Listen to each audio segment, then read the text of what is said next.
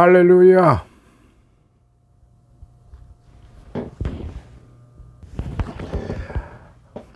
할렐루야. 네, 잠시 화면이 고르지 못했어요. 오늘은 지난 시간에 이어서 신약성경 마태복음 22장 22-3편 22-3편 23절로부터 33절에 있는 말씀, 부활에 관한 사두개인들의 질문.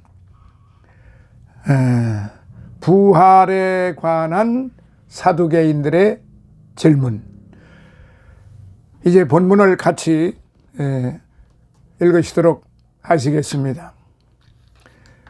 부활이 없다 하는 사두개인들이 그날에 예수께 와서 물어 가로되, 선생님이여, 모세가 일렀으되 사람이 만일 자식이 없이 죽으면 그 동생이 그 아내에게 장가들어 형을 위하여 후사를 세울지니라 하였나이다. 우리 중에 7형제가 있었는데 맏이 들었다가 죽어 후사가 없으므로 그의 아내를 그 동생에게 기쳐두고 그 둘째와 셋째로 7째까지 그렇게 하다가 최후에 그 여자도 죽었나이다. 그런즉 저희가 다 그를 취하였으니 부활 때에 7 중에 네 아내가 되리이까? 예수께서 대답하여 가라사대, 너희가 성경도 하나님의 능력도 알지 못하는 거로 오해하였도다. 부활 때에는 장가도 아니가고 시집도 아니가고 하늘에 있는 천사들과 같으니라. 죽은 자의 부활을 의논할진대 하나님이 너희에게 말씀하신 바 나는 아브라함의 하나님이요 이삭의 하나님이요 야곱의 하나님이로라 하신 것을 읽어보지 못하였느냐? 하나님은 죽은 자의 하나님이 아니요 산 자의 하나님이시니라 하시니 무리가 듣고 그의 가르침에 놀라더라. 자, 본문을 각 구절을 살펴보도록 하겠습니다. 23절, 부활이 없다 하는 형식주의자인 바리새인들이 실패하자 극단적인 현세주의자인 사두개인들이 예수께 대적하였습니다. 즉 이들은 부활을 부인할 뿐만 아니라 천사와 영혼의 존재도 부인하였어요. 그리고 사두개인들은 구약을 인정은 하면서도 구약에 대한 전통적 해석은 부인하며 이를 합리적 방법으로 해석하는 현실주의자들이었어요. 24절, 그 동생이 그 아내에게 장가들어, 이것은 신명기 25장 5절로부터 10절에 언급된 수혼법 규례를 가리킵니다. 25절로부터 28절, 우리 중에 7형제 네 아내가 되리이까? 예수님 스스로 부활의 불합리성을 인정하도록 유도하기 위한 사두개인들의 비유적인 질문인데요. 이 비유는 유치하지만 당시 바리새인과 사두개인 사이에는 큰 논쟁거리였어요. 즉 바리새인은 첫 남편의 아내가 된다고 생각을 했고 사두개인들이 이것의 불합리성을 들어 부활을 부정을 했습니다. 이는 내세와 현세를 똑같이 생각하는 자들의 어리석은 질문이죠. 29절, 알지 못하는 거로. 원문에는 메에이도테스라는 말인데요. 즉 보지 못함으로, 알지 못하는 거로라고 하는 이 의미는 보지 못함으로, 깨닫지 못함으로의 뜻입니다. 성경의 진리와 하나님의 능력을 깨닫지 못한다는 책망이죠. 30절, 부활 때에는 천사들과 같으니라. 아주 중요한 겁니다. 이거 주님이 직접 말씀을 하셨어요. 우리가 이 땅에 살면서 천국에서 다시 우리 모두 만나요. 천국에서 만나요. 이제 그런 찬송을 많이 하죠. 그런데 우리가 이 땅에서 만날 때는 우리가 이 땅에서 만날 때는 육신으로 이렇게 늘 만납니다. 그러나 부활 때에는 천사들과 같다라고 그랬어요. 다른 말 필요가 없어요. 뭐 부활이 되면은 무슨 뭐 1층 집에는 누가 살고 2층 집에는 누가 살고 3층 집에는 누가 살고 이딴 소리 이거 다 성경하고는 거리가 먼 이야기예요. 여기 성경에 지금 이 마태복음 22장 30절에 부활 때에는 천사들과 같으니라고 그랬어요. 모든 사람들이. 여기 7 아내를 두었는데 네 아내가 진짜 아내냐고 지금 이제 물어본 거 아닙니까? 그런데 주께서 어리석도다라고 그랬습니다. 부활 때에는 천사들과 같으니라 이 말씀을 하셨으니까 그대로 믿으시면 돼요. 우리 모두가 부활 때에는 천사들과 같다라고 그랬어요. 7 중에 네 아내가 되겠냐는 질문에 대해 누구의 아내도 되지 않는다는 답변이에요. 그러니까 우리가 부활 후에는 아내가 설령 첫째 아내가 있었어요. 근데 나머지 6이 더 생겨서 7명의 아내가 되어버렸다는 거죠. 그런데 지금 예수님의 답변은 누구의 아내도 되지 않는다는 답변입니다. 첫째나 말째나 누구의 아내도 되지 않는다는 답변이에요. 예수께서는 부활한 몸이 천사와 같은 영적 존재라고 가르치셨습니다. 31절 하나님께서 너희에게 말씀하신 바 이 성경의 증거를 말하는 것입니다. 그리고 32절 나는 아브라함의 하나님 야곱의 하나님이로라. 하나님이 특별히 육체적으로 이미 죽은 자들의 이름을 들어 그들의 하나님이심을 밝힌 까닭은요, 그들이 세상에서는 죽었으나 하늘에서는 살아있었던 까닭입니다. 더욱이 영원히 자존하시는 하나님은 지금도 그들과 관계를 유지하고 계시며 그들과 맺은 언약을 신실히 이행하고 계심을 밝힘으로써 그들 영혼의 불멸성을 강하게 암시하신 것입니다. 이 같은 영혼의 지속적 실존은 결론적으로 전인적 부활을 예증하는 것입니다. 끝으로 33절 무리가 놀라더라. 예수님의 신적 지식에 놀라는 것을 묘사한 것인데요. 앞에서는 기이 여겼다라고 그렇게 기록이 되어 있습니다. 그리고 34절로부터 40절까지 제일 큰 계명에 대해서 다시 말씀을 하셨는데 다시 한번 같이 읽어보시도록 하시겠습니다. 예수께서 사두개인들로 대답할 수 없게 하셨다함을 바리새인들이 듣고 모였는데 그 중에 한 율법사가 예수를 시험하여 묻되 선생님이여 율법 중에 어느 계명이 크니까? 예수께서 가라사대 네 마음을 다하고 목숨을 다하고 뜻을 다하여 주 너희 하나님을 사랑하라 하셨으니 이것이 크고 첫째 되는 계명이요 둘째는 그와 같으니 네 이웃을 네 몸과 같이 사랑하라 하셨으니 이 두 계명이 온 율법과 선지자의 강령이니라 그렇게 말씀을 하셨어요. 자, 34절을 살펴봅니다. 사두개인들로 함을 바리새인들이 듣고 모였는데 사두개인과 적대적이었던 바리새인들은 예수에게 그들이 완패했다는 이야기를 듣고 모였어요. 그들은 자신들이 예수를 이길 경우 자신들의 정통성은 더 확고해진다고 생각했던 것입니다. 35절 율법사 율법을 해석하고 가르치는 자들로서 서기관 마가복음 12장 28절 또는 교법사 누가복음 5장 17절라고도 하는 분류입니다. 시험하여 악한 의미의 시험이라기보다는 호기심 어린 질문 정도로 이해함이 좋습니다. 왜냐하면은 실제로 이 율법사는 율법 중 가장 큰 계명이 무엇인지 궁금히 여겼고 또한 이 질문과 예수님의 답변이 있은 뒤 주님으로부터 칭찬을 들었기 때문입니다. 36절 율법 중에 어느 계명이 크니까? 율법을 세밀하게 구분하여 준수했던 바리새인들의 관습에서 나온 질문입니다. 37절 네 마음을 다하고 주 너희 하나님을 사랑하라. 신명기 6장 5절의 말씀을 인용을 하셨는데요. 이는 10계명 중 하나님에 대한 계명인 1부터 4계명을 요약한 내용입니다.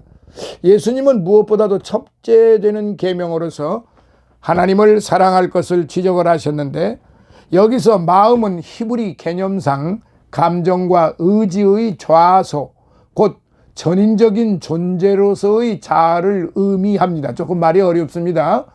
그리고 목숨은 살아 활동하는 생명력을, 뜻은 이성적 분별력 및 실천적 의지를 의미하는데요. 결국 이는 하나님을 향한 전폭적인 사랑이 요구됨을 강조해 준 것이라고 봅니다. 38절. 크고 첫째 되는 하나님의 사랑은 가장 클 뿐만 아니라 첫째 되는 계명이지요. 마가복음 12장 31절. 그리고 39절.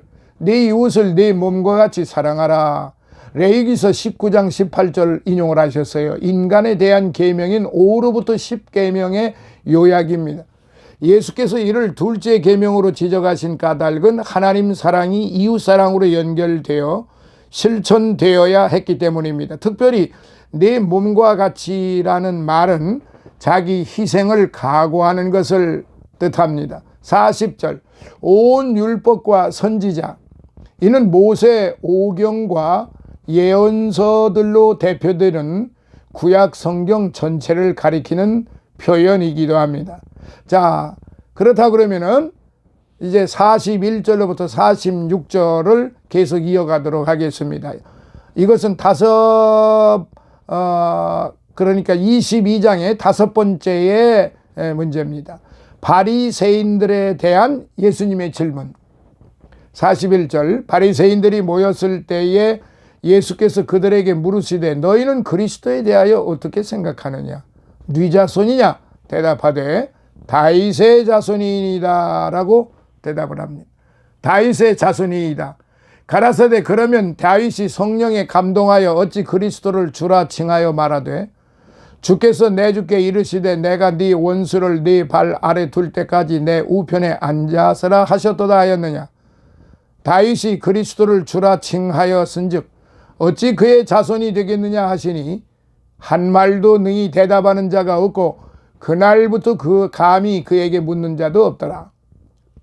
자, 41절부터 46절까지 살펴보도록 하겠습니다. 바리새인들이 모였을 때에 물으시되, 바리새인들과 사두개인의 공격적인 질문들에 대해 답변하신 예수님께서는 그들에게 자신이 누구인지를 밝히기 위해서 질문하셨어요.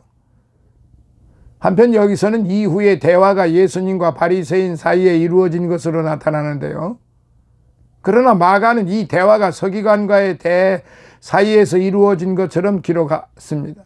이는 대개의 경우 서기관들이 바리새파에 속했기 때문입니다. 마가복음 12장 35절, 42절. 너희는 그리스도에 대하여 어떻게 생각하느냐? 여기서 그리스도란 기름 부음을 받은 자라는 뜻의 히브리어 메시아의 헬라어 표기입니다. 따라서 이 질문을 다른 말로 바꾸면 너희는 나를 메시아로 인정하느냐? 라는 의미이죠. 지금까지 유대 종교 지도자들로부터 메시아성에 대해 질문을 받은 예수님은 이제 바리새인에게 오히려 역으로 질문하십니다. 다윗의 자손이다. 유대인들의 메시아 사상을 단적으로 드러내 주는 표현인데요. 그들은 메시아를 다윗의 후손, 즉 인성만을 지니신 분으로 잘못 알고 있었습니다. 43절. 다윗이 성령에 감동하여 이어지는 9절 시편 110편 1절의 말씀이 다윗의 시로서 그의 고백이 초자연적인 계시, 곧 하나님의 영감에 의한 것임을 밝혀줍니다. 44절. 주께서 내 주께 이르시되, 하나님께서 메시아 그리스도에게 말씀하셨음을 의미합니다. 우편에 앉아서라. 예수님께서 사탄의 권세를 깨뜨리고 하나님의 보좌 우편에 앉으시게 될 것을 예언한 말입니다. 45절. 다윗이 그리스도를 주라 칭하였은즉. 메시아를 육적 다윗의 후손으로만 알고 있던 유대인들에게 예수께서는 영적으로 다윗의 주가 되심을 말씀하심으로써 당신의 신성을 증거하셨습니다. 46절. 한 말도 감히 그에게 묻는 자도 없더라. 바리새인들은 그들이 존중하던 전통을 입어들어 입증하신 예수의 신성을 긍정도 부정도 할 수 없었어요. 그들은 논쟁으로 예수를 넘어뜨릴 수 없음을 알았기 때문입니다. 그러나 그들은 끝내 예수 그리스도를 구세주로 영접하지는 않았다는 사실을 우리는 다시 한번 확실히 알아야 되는 것입니다. 자, 이 부분에 대해서 제가 지금까지 오늘 이 시간에 이제 말씀드렸던 그 부활에 관한 사도개인들의 질문에서부터 총평을 좀 같이 하면서 은혜를 나누도록 하겠습니다. 먼저 23절로부터 33절에 있는 말씀인데요. 본문은 부활과 영적 실체, 내세 등을 전혀 믿지 않는 극단적 합리주의자요, 인본주의적인 종교인들인 사두개인들이 예수님께 부활에 있어서 대답하기 곤란한 문제를 제기하고 있는 장면이에요. 그러나 이에 대한 예수님의 부활의 가르침 역시 앞에 바리새인과 헤롯 당원의 경우와 마찬가지로 불순한 목적으로 온 사두개인들을 당황하게 했어요. 왜냐하면 예수님은 유대인들의 평범한 상식으로는 전혀 이해할 수 없는 미래의 상태와 부활에 관한 위대한 진리를 이미 갖고 계셨기 때문에 그래요. 그렇다면 예수님께서 말씀하셨던 부활에 대한 증거는 무엇일까요? 첫째, 이 세상과 다른 부활에 대한 증거입니다. 이 세상과 다른 쉽게 말하면은 것들에 대해서 이제 그 부분이 확실하게 다르기 때문에 그렇습니다. 자, 그렇다 그러면은 오늘 저와 여러분들이 이제 이 부분에 대해서 다시 한번 확실하게 짚고 넘어가야 될 것 같아요. 첫째, 이 세상과 다른 부활 상태에 대한 증거인데, 즉 부활 이후에 하나님 나라에서는 이 땅에서와 같이 후손을 보기 위한 결혼이나 사람의 일들이 필요 없게 되며 모든 인간은 천사와 같이 영화로운 몸이 되므로 고린도전서 15장 42절로부터 49절, 이 세상의 모습으로 그 나라를 예측해서는 안 된다는 것입니다. 어찌 사망이 없는 곳에서 계시록 21장 4절 더 이상의 결혼으로 인한 출생이 필요하겠는가요? 그리고 천국의 즐거움은 남녀의 육체적 결합으로서가 아니라 어린 양과 영원한 혼인 관계를 누림으로써 이루어지는 것이 아니겠습니까? 둘째, 모세 오경을 통한 부활의 증거입니다. 특히 이러한 가르침으로 사두개인들을 일단 침묵케 하신 주님은 또한 부활이 실제한다는 진리를 모세 오경으로 거슬러가 가르치셨어요. 하나님께서는 모세에게 자신의 신분을 밝히실 때 이미 오래전에 죽었던 조상인 아브라함, 이삭, 야곱의 하나님이라고 현재적으로 말씀하셨습니다. 출애굽기 3장 6절. 따라서 이 사실은 모세 당시에도 이들 조상들이 살아있어 현세보다도 훨씬 만족스러운 하나님의 은혜를 누리는 상태에 있었음을 보여주는 거예요. 더욱이 이러한 부활에 관한 사실은 구약에서뿐만 아니라 신약에서 더욱 분명하게 증거되고 있어요. 즉 부활은 잠자던 자의 첫 열매이셨던 예수 그리스도의 부활이 있은 후에 더욱 명백한 진리로 나타난 것이지요. 27장 52절로부터 53절에 이제 나옵니다. 그러므로 우리는 여기에서 모든 오해가 성경과 하나님의 권능을 바로 알지 못하는 데서부터 비롯됨을 알아야 할 것입니다. 또한 우리는 이러한 부활의 사실성 속에서 죽음은 이 땅에서의 모든 것을 차례로 사라지게 한다는 사실을 기억해야 합니다. 즉 죽음은 이 세상에 속한 소망, 즐거움, 슬픔 등 이 땅의 모든 것을 차례로 사라지게 하는 거예요. 그렇다면 무덤에 불과한 허무한 것들을 바라는 자들이 얼마나 가련합니까? 오늘 우리가 이 땅에 지금 살고 있는데 지금 제가 끝으로 말씀드린 즉 죽음은 이 세상에 속한 소망, 즐거움, 슬픔 등 이 땅의 모든 것을 차례로 다 사라지게 하는 거예요. 그렇다면은 무덤에 불과한 이 허무한 것들을 위하여 얼마나 지금 광란의 삶을 살아가고 있느냐 이 말이 옳시다.